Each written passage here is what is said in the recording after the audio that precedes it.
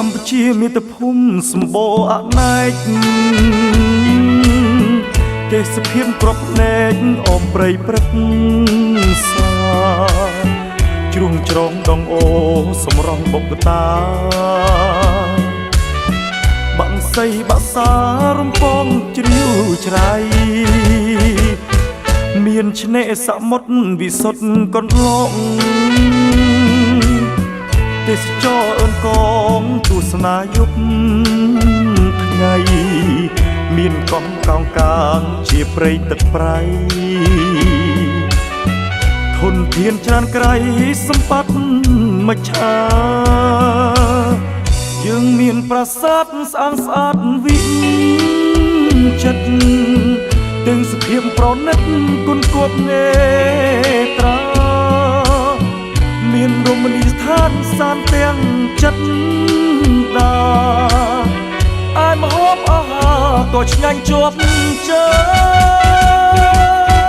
កម្ពុជាយើងមានសុខសន្តិភាពប្រសើរពេញប្រៀបទួងទីឆ្ងាយចិត្តមានស្នាមញញឹមប្រៀបដូចអមរិត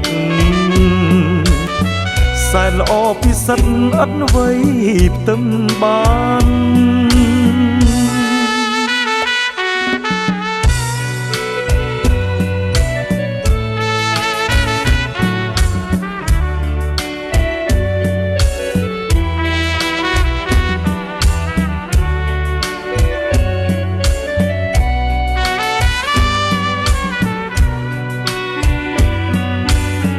យើងមានប្រាសាទស្អាតស្អាតវិ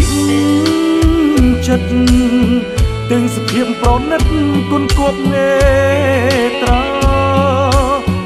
មានរមណីយដ្ឋានសានទាំងចិត្តដាអាយមហូបអាហារក៏ឆ្ងាញ់ជាប់ជើ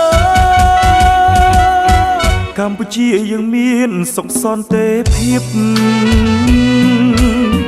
ប្រសើរពេញប្រៀបទួងទីឆ្ងាយចិត្តមានស្នាមញញឹមប្រៀបដូ